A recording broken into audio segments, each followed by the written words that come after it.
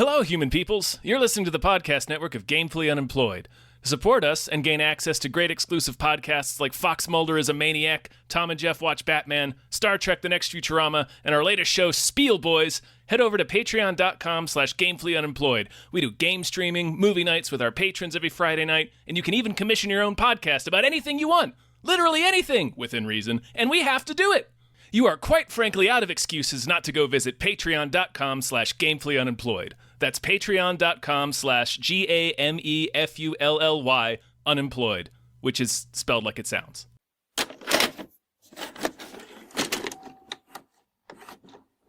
This motion picture movie.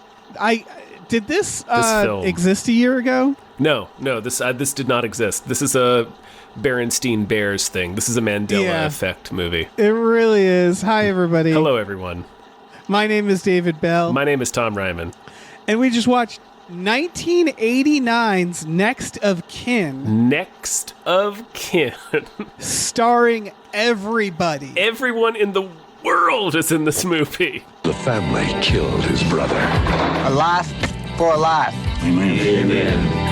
But they never counted on his next of kin. If you mess with my brother, you mess with me. Settle this now. Anywhere we want! When these boys head for the city, someone better head for the hills. We ain't seen bad yet, but it's coming. Next of kin. Big thank you, just to start, to Vincent. Thank you. Vincent, our Patreon producer who made this happen, who said, you best watch Next of Kin from the director of Ghost Story and Raw Deal, John Irvin. Oh, man. Yeah, thank you, Vincent. I didn't know this fucking movie existed. I had no never heard of this idea. film. I refuse to believe it exists. It came out the same year as Roadhouse. Yeah. The big pull in this is Patrick Swayze and not anybody else in the fucking movie. Tom, did you take my advice about watching this movie and skipping the credits? Yes. Okay, good. Because that is the best way to watch this movie, is to be completely surprised about who's in it. Because my fucking God, I'm now I'm looking up the casting director because I want to know what hero stocked this film full of just all stars. Yeah, it's fucking wild. They only have, that's weird. They only have a location cast, casting assistant, extras casting. So who's the main casting person? Okay, casting by, I found them. We're watching this and you're listening to this in real time. We're really experiencing this. I don't know. They casted natural born tit killers. Nothing special here, but Candyman. This person had a gift. Because Next of Kin, folks, is about Patrick Swayze, who has to protect his wife, Helen Hunt, against mobsters Ben Stiller and Adam Baldwin, who killed his brother Bill Paxton, all while getting revenge with his other brother Liam Neeson. Also, Ted Levine is there, and the one-armed man. Ted Levine is there for one scene. Yeah, a single scene. Ted Levine. Fuck. What a fucking movie. No one was famous except for Patrick Swayze, right?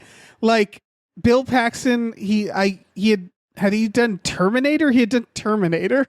Yeah, and Aliens. Probably done. Oh yeah. Okay, so he's famous. He's not super famous at this point. He's still pretty firmly within anonymous character actor territory at this time. Patrick Swayze's family is the cast of Twister. And so that's something. He has a family of 15 maniacs who are all ready to go to the mattresses when Bill Paxton is killed by Adam Baldwin.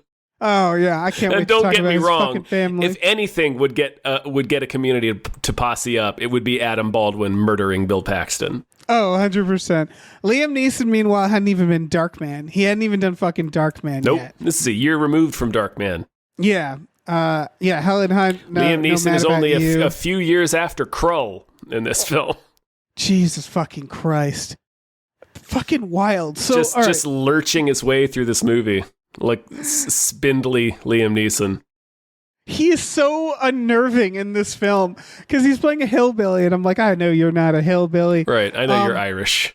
He lives like a serial killer in this bus. They are terrifying. It's a chilling look. This film is like, this is such an 80s movie, and in that it's another like Due Process is bullshit type movie where it's like at in Act 3, Patrick Swayze has to throw like the point of the movie is Patrick Swayze is a lawman, and he's from the Hill folk family. Yeah, Appalachia. Appalachia, and they're used to doing things the old way. So when Bill Paxton gets killed by some gangsters, here being Adam Baldwin, yep, in Chicago. In Chicago, they're like, you got to get some justice, and he's like, no, I have to do it by the law. They're like, nah, the law, you did a bunch of crap, and then Liam Neeson comes up there, and then like Liam Neeson dies, and stuff just keeps getting out of hand. Like they threaten his Helen Hunt. So finally, he has to just throw in his badge, and that's like the lesson of the movie is that you have to toss aside the law. The movie and is just all exact revenge like a fucking back alley dentist. Yeah, exactly. It's very 80s. It's also so trying 80s. to build up a very big offer at the end. To which I would say you don't need to build it up, but to like create this realistic scenario in which, like, you know, for example, a mobster is loaded onto a bus full of snakes. And that makes sense within the film, but I might be getting ahead. Because it starts with him talking down a guy. And did you notice the hotel men only? I'm pretty sure that's in either Raw Deal or Red Heat. It would make more sense that it's in Raw Deal. I would assume it's in Raw Deal. Yeah, right. But it is. I think it might be in Red Heat, which is a completely different director. I think you're right. Yeah. I think it just might be a Chicago location the 80s loved, you know? Right, it is gloriously seedy. Yeah, it's a super scumbag hotel. A real scumbag rag. Yeah. And so it starts with Swayze talking this guy down. He looks like a time traveler. He's Ted like Levine. Dressed. Oh, yeah, you're right. He is Ted Levine. Jesus fucking Christ.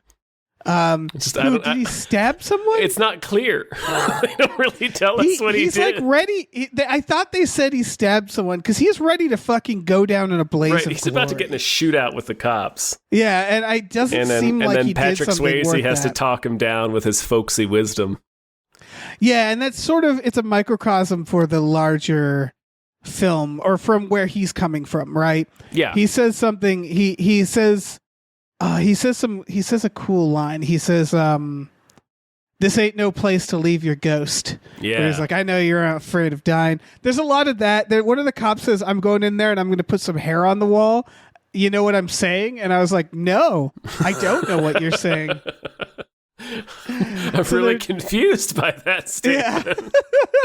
But I like your enthusiasm. Yeah, but I can tell you really mean it. Yeah.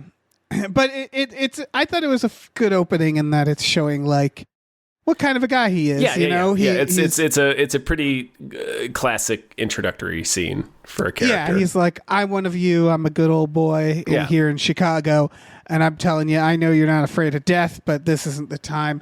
And he takes him out, and the cop, punches the bad guy, so he punches the cop to show like, okay, yeah, he's all for justice. And fairness and treating prisoners right, etc., etc. And he's Patrick Swayze. He's got a ponytail and a shit car and a hillbilly brother who is his ponytail in this movie. My word. It's out of Dave. Control. It's really little, too much. But it's big at the same time. Right. It's high. It's gigantic, but it's high on the back of his head. Yeah. So he looks like Ken Masters. Yeah, he does. It's not a place for a ponytail. No, it's not where you want to put a ponytail, and yet they did it. And yet here it is. Yeah, and he's driving again in this shit car. For all the world to see.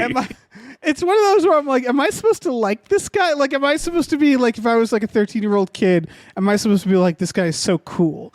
Because I couldn't tell if they wanted that. It doesn't seem to be that kind of movie. Yeah. Like, it's not that kind of Swayze movie. It's not a Roadhouse, even though No, it it's came like a out in the gritty- year of our Lord Roadhouse. And that's my big take of this movie is that like this movie's fine. Like It's fine. I liked it. Yeah. But the end is like when the end happens, I was like, well, why don't you do really anticlimactic. well the ending battle, it's just like, why didn't you make the whole movie this? Because the ending battle is probably the most exciting or fun part. Right. It's And like then there's just a building, lot of lead up. Right. It's building towards hillbilly folk versus mobsters. And you're right. It should have been the whole movie. Like that, like Hard Target figured that out. Yeah, I think the problem is they were trying to make it like a thriller, like The Fugitive. It's where, like, primarily a thriller. Yeah. It's funny you say The Fugitive because the fucking one-armed man from The One-armed Fugitive man, is yeah. the mob boss in this, Papa Yeah, which John. is Papa John. His name is Papa Papa John. John. They kept being like, you They need to watch keep out for Papa calling John, him and I'm like, Papa John. was that not around yet? No, Did I don't he think watch so. this movie and was like, I'm starting a pizza place?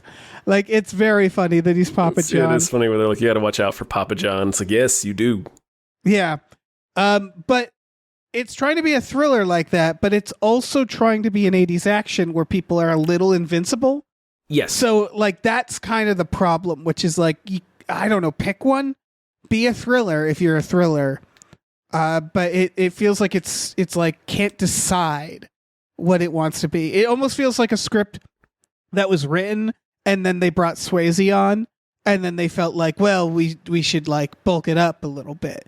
That's the feeling I Make got it more of from an action movie, yeah. Yeah.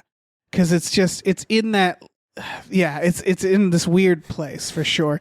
So like he meets Bill Paxton, his hillbilly brother, loading a cigarette machine, who is working, and then he goes to meet Helen Hunt. Again, he has to go visit Dutifully the loading cast of his Twister. cigarette machine. Yeah. And what is the conflict? The company he works for is being bought by mobsters. Is that it? I guess it seems I'm like not it. sure why Bill Paxton had to die. It's like they were hijacking the truck. Right, but it's their own company, right? They say he works for Oh, they bought it right Papa after. John. They bought it right after, I think. Is Bill Paxton hijacking? So Bill Paxton is hijacking the truck. I don't no. Belonging He's to- just driving it for the company, but then the Right. mobsters hijack it. Felt like he like owed them money or something. I couldn't. No. I was unclear. No, he was just They, driving the truck. Adam Baldwin comes out with Ben Stiller. With Ben Can't stress Stiller. that Ben Stiller is playing a mob guy. Yep. Very funny. Yeah, the mobsters, the Don's son is Ben Stiller. It's one of those where it's a lot of actors who just don't know who they are yet. So Ben Stiller's like, I could be like a Scorsese actor, I guess. You know, like maybe I'm a mobster. And no, he's not. I don't think he was even that unknown, was he? Like, when did he do comedy? I feel like it was around this time. It was a little bit after this. Okay, so yeah, this is, I guess, him like, Reality Bites and the Ben Stiller Show were a couple of years after this. okay, so he's like, look at me, I'm a nepo baby. I got something going on here. I can do something. Maybe I'll be a mobster guy. It's so weird to see him in this movie, just It really playing is. it real straight. Yeah, he's totally straight character. Yeah, Yeah, gets tortured to death. he sure does. The burnt husk of Ben Stiller's corpse is revealed to us by the waterway. That's one of the problems with this movie that they have no control over, which is the casting just makes everything very funny, even if it's trying to be serious, where they're like, they tortured him to death, and I'm just laughing so hard at the It's idea that just Ben this- Stiller got tortured to death. It's just this gnarled beef jerky corpse. So And they do weird. a close up on his driver's license so you can see it's Ben Stiller. Ben Stiller just dead. Just super dead. Like dead, Dead on the beyond side of a belief. lake, Yeah. or a river, rather. Just got Oh, tortured man. to death by Adam Baldwin. Just fucking murdered. Like he's fucking Frank Sabatka. Holy shit. Amazing. It was a real Sabatka death. It is. All right, but we're getting ahead of ourselves. Adam Baldwin, by the way, who I think might be a vampire. Does he intend to age? Not really. Yeah. Because I thought some in this, I forgot he's in like Full Metal Jacket. He sure and I is. forgot Yeah. that his career is that old. Yeah. So it's just He has I don't almost know. a 50-year career. Right, and he looks the same. So Yeah. he looks like a time traveler in this fucking movie. He just looks like it made this movie feel a lot more modern than Oh, I'm sorry. it was Almost every time a I saw him. 40-year career. I'm sorry. It's wild. And again, he hasn't changed for any of it. So Not really, he takes Ben Stiller to watch him kill Bill Paxton For What a some weird reason. Sentence. Yeah. He really does kill Bill Paxton for no reason. Like they have and no then- specific beef with him. They're just supposed to steal the truck. It's Right. It's, and Papa John is upset. He's like, right. the fuck He's did like, you do? He's like, you're bringing us unnecessary heat on us with this. Why Right. did you do that? Just steal the fucking truck, man. Right. The truck again. He's stealing that for the company that I think they own. They buy still right don't- after it. They buy right They buy after right it. after. Yeah. Okay. Yeah. So I think the implication is that they like muscled in on whoever the owner was. Got it. Yeah, I just steal the think. truck. Yeah. So Ben Stiller is the son of the one-armed man. Right. So he's Adam son Baldwin's of showing him the Sykes. rope. Yeah. Showing him the ropes. He's Papa John Jr. And so yeah, it's meanwhile he's Patrick Swayze is doing some fiddle fucking with Helen Hunt. Mm-hmm. Just chasing her around. And I texted you this. In 89, we already mentioned that Roadhouse came out, but there's also a scene in Roadhouse where he is essentially chasing a woman all over his room. Right. Until she agrees to have sex with him. And that's the same thing that happens in this scene with Helen Hunt, is he's just chasing her around the house. And I think what we're seeing is also he impregnates her in this scene, right? I believe she so, later yeah. says she's pregnant. Yeah. So I think we're watching him impregnate Helen Hunt. Yeah. We're We're watching the night that the miracle happened. Yeah. Jesus Christ. So he has something to lose now. Then, so he goes home for his Right, for- because just Helen Hunt was not enough. yeah, exactly. Just his wife was not enough stakes. This movie's out of control. Really, this movie's It's suddenly nuts because it's like really kind of unhinged. Yeah. Yeah, the whole time I was like, am I really watching what I'm watching? He goes home for fucking Bill Paxton's funeral, and that's where they meet their weird ass funeral. where they're singing fucking. Where they're all crowded around his coffin, singing like really jaunty Bible songs. Well, they're singing the song that he sings in fucking Night of the Hunter. Oh, you're right. Leaning on everlasting arms. Yeah, it's also in True Grit. Films love that fucking song. They do. And so they're singing that, and then they meet the third brother, Liam fucking Neeson, who's just again he kind of looks like Robert Evans a little bit. A little bit. But like a more haunted version, right? Because he's got a more gaunt and this, ghoulish. You just know he's killed a lot of animals. Right. A more living in a terrifying bus version of Robert Evans. Right. And he's really playing this role. It's like Liam Neeson, you can tell he's a very good actor, right? Yeah. Because he's playing this brother who's like haunted by this death and wants revenge very well. And once they introduced him, I realized like he kind of should have been the main character. Probably, yeah. Because Patrick Swayze is kind of boring compared to Liam Neeson. He doesn't do much. He's just sort of there to like witness the events of the film until the third act, where after Liam Neeson is killed and he's like, all right, I'm throwing in my badge, and then he finally does something. Because Liam Neeson, this basically is low-key The Fugitive, because it's Chicago, right? And he's hunting the one-armed man, and like sort of also an outlaw. Mm-hmm. Liam Neeson is, because he goes to this dirt motel with this amazing fucking guy running it. Yeah, that's the dude from Scrooged. It is. Herman. You're right. Yeah, he's from a Star Trek episode. Which one? Original series. It's called crap. I can't remember what it's called. It's the I think it's the season 1 episode where it's all the adults are gone on this world. It's just a world that's populated by children. Oh, neat. That's a neat idea.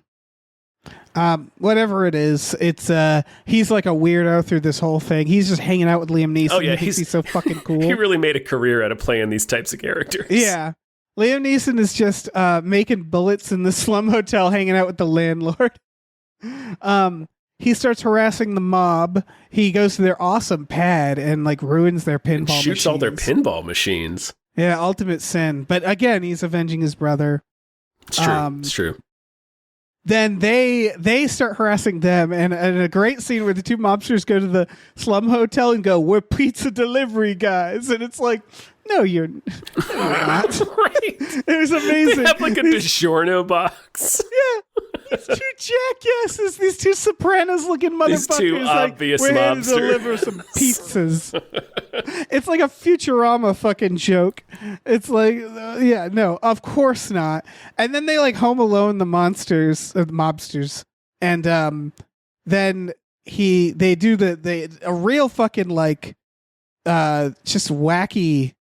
Just like a collision course with just... Is this the chase where he's like jumping on top of the L trains? He jumps on the L trains, which is awesome. And then the mobster like... That was cool. Accidentally gets on the wrong train Gets with stuck their on keys. the train with their car keys. And he's like, I'm sorry. And that's how that the scene mobster was ends. amazing. Yeah. But like this is where I was like, shouldn't this be the film? Why isn't Patrick Swayze jumping on fucking L trains, you know? Because they wrote this film wrong. I'm pretty sure that mobster that gets stuck on the train with the keys is the guy who won't get off the phone in Dumb and Dumber. He is. So oh my Mike, God, I was Mike like, Starr punches him through the phone booth. I knew that fucking guy, and he has one of those faces that you want to hit. And like, oh man, you're right. That's who he is. Or rather, Mike Starr is on the phone, and this guy is bothering him, so he punches him through the booth. Yeah. It's a great bit. That's that guy. That's that mobster. That is that guy. Holy shit. So yeah, Liam Neeson is like doing all the awesome stuff. He's doing these shootouts with the mob. Right. He's the cool one in this movie. Like, yeah, he's the one we should be following. He's having the Roadhouse adventure, and Patrick Swayze is just basically spends the movie clutching his pearls, I guess. Like, he really doesn't do much. You're right. He is boring in this movie. He is, and even when Adam Baldwin threatens Helen Hunt by throwing like tomato soup in her face, paint, yeah, she says. And then vanishing like a ghost. Right, he's gone. He's like not even on the street. He says her name, and they cut to him throwing it in her face, and then she reacts, and then wide shot, he's gone. Shot, he's fucking vanished. Which means he ran as fast as he can. Like he sprinted down the street. Or he teleported out of there, like he got beamed up into a spaceship. Right. So what Adam Baldwin does is he just decides ziplined out of there like Batman. Right. Adam Baldwin basically decides to escalate everything while Papa John keeps telling him not to. Papa John is like, leave it alone. And so he does that, and then while I believe Ben Stiller's wearing like a 90s comedian suit, he's like, come with me, Ben Stiller, I got a plan. And then they just off-screen kill and torture Ben Stiller. It's after Swayze ambushes Ben Stiller at a restaurant to question him about what happened. Right. So he comes and tells Adam Baldwin about it. So Adam Baldwin's like, okay, this is a weak link. And he's like, all right, well, I got a plan. Come ride with me. And then, yes, it's cuts really to funny. His fucking burnt out husk later. It's a really funny idea because he's like, I got a plan, Ben. Come with me. And he's like, okay. And then we never see him kill him. It's just off camera. And then we just hear that he tortured him to death and set him on fire. At first, it was such a weird because they I don't know if they didn't have time. They should have shown him like shoot Ben Stiller or something, because I was legitimately confused at first where I was like, wait, what happened? It was such a weird way to show. You're right. It is a little unclear. It was like Ben Stiller quit the movie and they had to write him out, because they don't even show, like you said, they show his burnt body and then someone pointing to his ID. Like, yep, it's him. So it feels like they couldn't even get him for the scene. So it really felt like he was like fired from the movie, and it was poochied. He got poochied almost, because like the scene where Adam Baldwin's like, I got an idea, come with me, feels like it could be anything. They don't set up the idea that he's going to kill and torture Ben Stiller. Not really. So, there's like some really light conflict between the two of them. Yes, about their office location. Yeah. And it's the fact that Adam Baldwin resents him because he wants to be Papa John's son. Right. Yeah. But yeah, it makes sense. But it is honestly a little unclear, because there's a scene after that where Adam Baldwin, it comes up, I forget exactly the context of it, but the fact that Ben Stiller was burned to death and tortured comes up, and Adam Baldwin says, it's when Swayze comes down to like their mob lair or whatever. like comes into their trap. And Adam Baldwin's like, oh, I guess it really was a good idea, Lawrence. So for a second there, I was like, wait, did he fake his death? Right, that's what I thought too, because they were showing the ID. So I was like, they just showed the ID, yeah. Was he like, oh, yeah, let's fake your death and blame it? But no, I guess he really killed him. And then for a second I was like, did Liam Neeson actually do it? Because again, they didn't seem that, like, they didn't seem to hate each other that much that it didn't occur to me that Adam Baldwin was the one who did it. But they make it clear. And then, they is pretty much do. It is. It's awkward. It's a very awkward plot point. Like, and then later on, they have one of the mobs, like Papa John has one of the mobsters wear a wire, I think. Somebody has one of the mobsters wear a wire because, like, Adam Baldwin likes to brag. And then it's like after Ben Stiller's funeral, he's like, they're out at the bar and he's talking, and we just hear the end of the conversation. We're like, and he was on his knees begging, please, Joey, no, so I shot him. And like, that's all we ever hear. Like, we don't ever actually hear him admit to murdering Ben Stiller. So it remained kind of unclear until the end of the movie when Papa John shows up and is like, Adam Baldwin, you killed my son, Ben Stiller. And then he shoots him. Yeah. And then Harrison Ford appears. He should have been in this. Yeah. He really should have been. Yeah, they should have just, I for one wanted to see Adam Baldwin torture and kill Ben Stiller. Yeah, who doesn't? Or at least shoot him. Because honestly, for the narrative, it would have been a little more clear. And also think of the GIFs we would have gotten. Oh, it's been so fucking good. And then, so basically, Papa John, thinking that Ben Stiller was killed by Liam Neeson, God, the words coming out of my mouth. Oh my God. It's a real Mad Libs. Oh my God. This movie doesn't exist. I don't believe this movie is real. I don't think it exists. It's not a real movie. This doesn't exist. No, it can't possibly. Nope. Holy shit. I reject it. He's like, all right, finally, you have my permission to kill Liam Neeson. They wire up the cool clubhouse with cameras, and then they have Liam Neeson they trap him in there. And they still have trouble shooting him. Like, the mobsters are terrible shots, by the way. They really are. Yeah, they're not good at this. But they finally managed to kill Liam Neeson, but not before he dies in his brother's arms. And that's when Patrick Swayze is like, okay, it's go time. I'm pretty sure. And meanwhile, that's when all the other hillbillies get word of Liam Neeson's death, and they all just like silently wage war. They all just like get ready to rain down fire. And they bring their snakes. One guy has a bus full of snakes. Just thousands of snakes that he has. Yeah. Just in case of this event. Yep. Swayze lets his ponytail down, so you know he means business. Mm-hmm.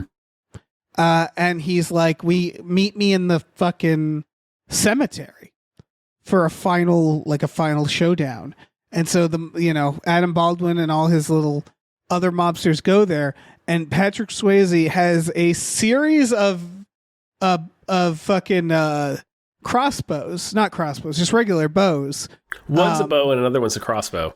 Oh, okay. Just like set up. Yeah. Buried in the cemetery, and he's just picking them off with a bow and arrow. Just a neon green bow and arrow too. They're all like really fluorescent green. Yeah. It's very funny. One of them gets shot and the other one goes, fuck, a fucking arrow. Which is very funny to me. And he's just That's how you'd react. That's how you'd react. Yeah. He's running around shooting arrows at these mobsters like he's a fucking Assassin's Creed character. And then all the dirtbag rednecks start making animal sounds and coming in. And then they just like start nailing the mobsters with arrows and an axe. The guy throws an axe into him. Yeah, right into one guy's chest. Yep. Another one, leads the mobster into a snake bus. And this is where it was like, why wasn't this the whole movie? It should have been.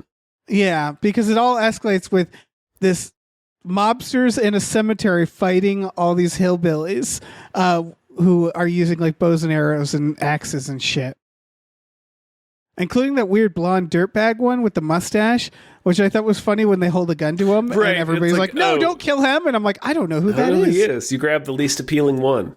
Yeah, you really did.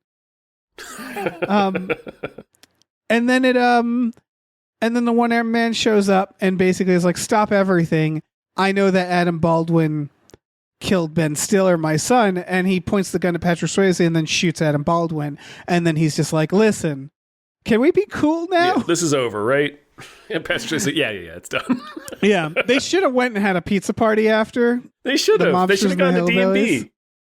Right, because there's this weird thing throughout where they say something about the hillbillies early, where they say like they couldn't farm rocks or something, and he says that's exactly what they said. They said about the us same in thing Sicily. about our people back in Sicily. Yeah, Yeah.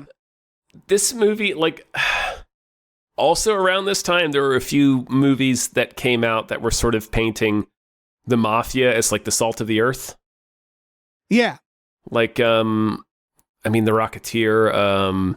Right, where the mobsters were like working men, and yeah, they're like working men. Yeah. They what's fair is fair kind of stuff. And that's what happens here. Is like the mob isn't bad. There's one bad apple, which is again a weird way to do the mob. Where it's like, listen, well, the mob's not so bad. There's just some one bad apple in there. Yeah. He's causing trouble in the mafia. It's like it was made by the mob. Yeah, and they're trying to do some weird like comparison between them and Appalachia, I guess. Well, it's because it's a family. Yeah, you're right. It's a family. And it's They're two families, You don't yeah. fuck with them. Basically. And then I remember, like, doesn't Patrick Swayze just sort of leave the police station and the credits just... The credits blast? smash onto... It is so Yeah. abrupt. Like, it from that scene, it cuts them in the police station, and Helen Hunt says something to him. I forget what she says. I think... Oh, she comes up to him, and she asks him about Briar, Liam Neeson, and he's like, no, he didn't make it. She's like, oh, I'm so sorry. And this is the weirdest line to end this on. He's like, it's fine. You and the baby are all the family I need. And then they walk out and fucking smash credits on screen. Yeah. So it's like, wait, the whole movie was about how like blood is thicker than water. Like, right? Like, because the whole movie is about like you can't fuck with somebody's family. That's like a wound that can't be forgiven, right? That's a transgression that has to be answered. But then at the end, he's like, she's like, I'm sorry your brother was killed trying to He's like, avenge your "That's other fine." brother who was also killed. And he's like, that's fine. It's really weird. It's all right for me. I married Helen Hunt. Yeah, and he's not wrong. I mean, it's a good sitch. Yeah. It's a Things weird seem fucking to have movie. worked out for him. I don't know what the movie... I guess you're right that's all the movie was saying, which is like you don't mess with someone's family. Yeah, I mean, it's a real like blue collar hero movie, right? Like it's all but about again, how like the simple small town frontier justice, I guess, you know, like good old it's a family is all that matters, you know, and like I don't know.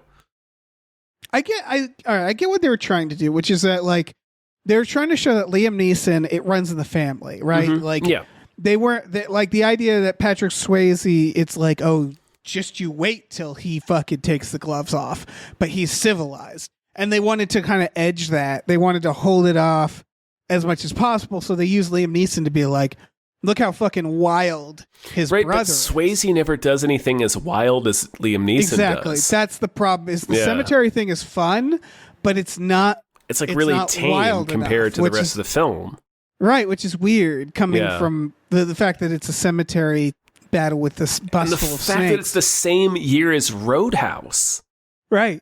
Like Roadhouse knows how to escalate. Yeah. It's weird to say that the snake cemetery scene wasn't enough, or it should have been like the halfway point, but I don't know. It's tough, man. And if they were doing that, it would need to escalate with each brother. Like Bill Paxton should have been somewhat badass, and then Liam Neeson should have been even more badass, but then Patrick Swayze has to be fucking out of control. And I Right, just found myself so much more gravitated to, because the other problem is I think Liam Neeson's character is just more compelling. Right, he's more compelling. You pointed out that Patrick Swayze is boring. Liam Neeson's just more charismatic in this movie. He's the more interesting character. Nothing against either actor, but No, it not feels at like all. Liam It's Neeson just- has more to do with his character. Swayze Because- is really underwritten in the way that action heroes sometimes are. Yeah. Like, it felt more like it should have been about, like, yeah, Liam Neeson, his cop brother coming in, and, like, Swayze should have been backing him up and been, like, the secondary brother. It's like one of those movies where they're kind of afraid to, like, give the hero any kind of flaws or anything. You know what I mean? So it's like they end up writing him so boring, but because Liam Neeson's not the hero, quote unquote, it seems like they left like all the color for him. Do you know what I mean? Yeah, like I'm trying to think. Like, it feels like Patrick Swayze character should have been killed, like Liam Neeson, to up the stakes, because he's the one with like the family on the way and stuff. You know what I mean? Yeah, and he's the more flat character. Like he's just generic. I'm nice guy. I'm the guy who believes in the law, etc. Like, if you wanted to make this movie about like throwing out law and being like, you know, we're gonna handle this like men on the streets and you don't fuck with family, then you'd have the lawman be the one who gets fucking murdered trying to do what's right. Right. Because that's the thing. The lesson is Liam Neeson dies and he throws out his badge, and it's like, why?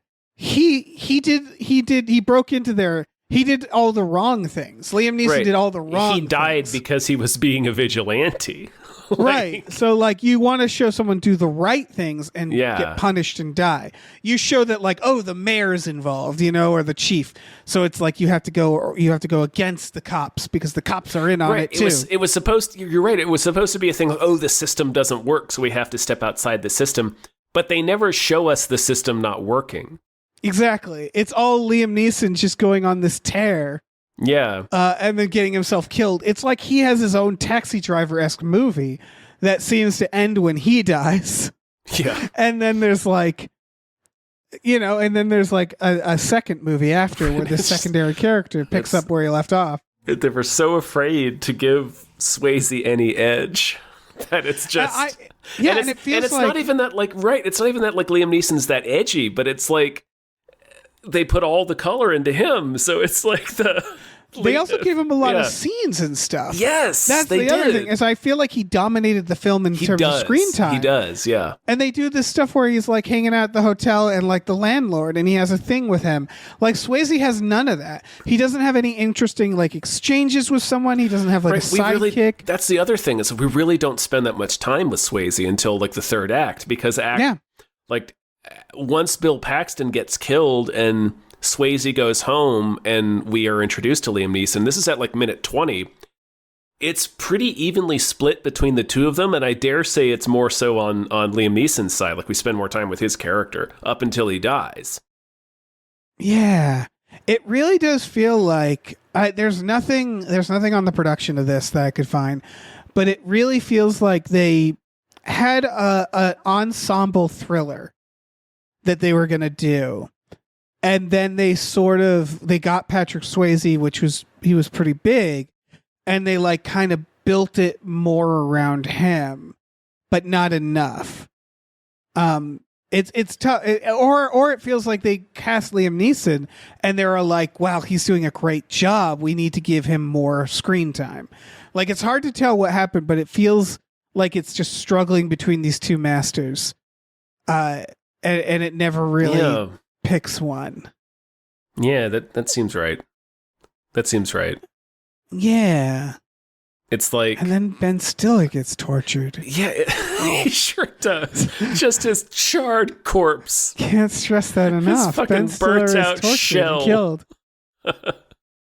On the fucking riverbank. Amazing. Oh, shoot. Yeah, it seems like you said, it seems like it was meant to be an ensemble thriller, but then it sort of gets confused as to whether or not it's supposed to be a Swayze action movie. But to that end, like, there's too many characters, right? Like, it's weird. Yeah. There's like three different it's hard to get. Baldwin it's hard. Yeah, is like main bad guy, and then Ben Stiller, and then one armed man. And it's just like, and then there's a bunch of other mobsters. Yeah, and they have their own personalities, and that gets like they're henchmen, but they're also not. Adam Baldwin is the main bad guy, but there's also this other, there's Papa John. It's an ensemble because it's about family, but also the mob family is only really the two people. Right, it gets real diluted, so it gets the stakes are sort of hard to pin down, I guess. Yeah, like there's too many characters. There's definitely too many characters. It's a very awkward film. I admire what it was trying to do, I guess.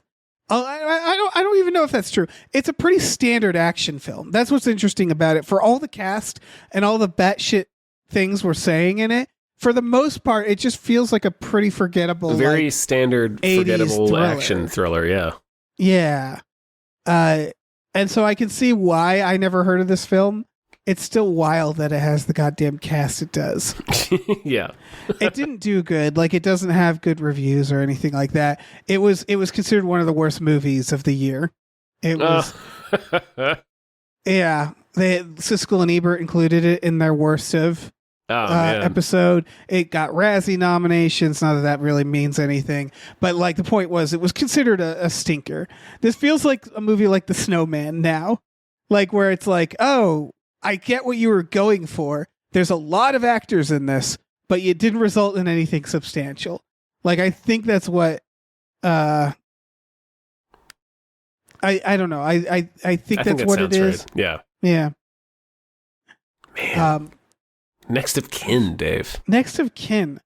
If tomorrow someone was like, what are you talking about? This movie doesn't exist. I would be like, that makes more sense. Right, I would than believe this you. Movie existing. Yeah. A week from now, I will delusion. not remember anything about this film. Yes, except for Ben Stiller being tortured and killed. I'm going to go back and listen to this episode, Dave, like a month in the future, and I'm not going to remember any of the words that I'm saying. No, not at all. Like, this is all a fever dream. Fucking madness. So I don't know. It's fun in terms. Ghost Story. I know, and fucking Raw Deal, which is an incredible movie. Yeah. That director, he never made big hits. That's the thing. Raw Deal, Ghost Story. He made the 1991 Robin Hood, but the one that isn't the one with the Costner. guy. Yeah. He's made a lot of like movies that have a lot of actors in them that I bet are very good that most people haven't seen, it feels like. Why would you bet that they're very good? Because I like Ghost Story and I like Raw Deal. I do like Raw Deal. And I do like Ghost Story. The Boys from Country Claire, a movie that apparently has Cole Meany in it that I've never heard of. Oh, man. But it's a Cole Meany film. Speaking of Cole Meany, Dave. 2006. What about Cole Meany? The other episode we have to remember. Oh, well, yeah. Yeah. That's in a few weeks, Listen, folks. yeah. We'll get to that. All right. It sounds like we're done talking about Next to Kin. I don't have anything else to say about Next to Kin. This is fucking wild movie. I can't believe this movie exists. It's a good, I don't know, watch it if you're sick. It's a good, you have a cold.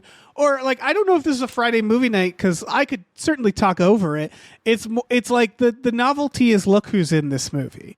Right? Right. It's not particularly exciting. No, it's not. It's just like, Jesus fucking Christ. Every moment you think there's not going to be... Like, Liam Neeson, he's in here, halfway in the movie. So it's like, once you think, okay, there's no other surprises, he goes home and there's Liam Neeson. And it's like, Jesus fucking Christ movie. Why are you doing this? So it's pretty incredible for that. So show this movie to someone without showing them the credits. That's the most fun. It'll be like they see God. Yeah, exactly. Yeah. So thank you, Vincent. Thank you very you. much for this experience. I'm glad I saw this movie. Oh, That's me for too. Sure. Yeah. This was through our Patreon. If you go to patreon.com/gamefullyunemployed, GAMEFULLY, unemployed, you get access to exclusive podcasts like Tom and Jeff Watch Batman, Fox Mulder is a Maniac, Star Trek The Next Futurama, Spiel Boys. We watch movies with our patrons every Friday night, which we alluded to. We have a whole Discord community. Lots of fun. Check it out. Yeah. We also have a store. Bada bing. As Head on Papa to John says. Head over to GameFluentEmployee.com. You'll find a link to our Teespring store, where we have all kinds of cool original artwork and designs you can get on t-shirts, mugs, stickers, posters, all sorts of things. So slap your little Papa John peepers onto Little that. Papa John's on it. Slap Holy your Papa fucking John's on it. Papa John. It now feels racist because again, Papa John's, the pizza place I don't think existed. I'm But to, pretty sure it didn't. To name like a mobster Papa John, it's like something And you this- call an Italian guy. What do you want, Papa John? Like it's that. It's just like The Jesus scene Christ. where we meet him is Patrick Swayze walks into a restaurant and he's just in the back cooking. Here's Papa John. You're right. He is in the back cooking.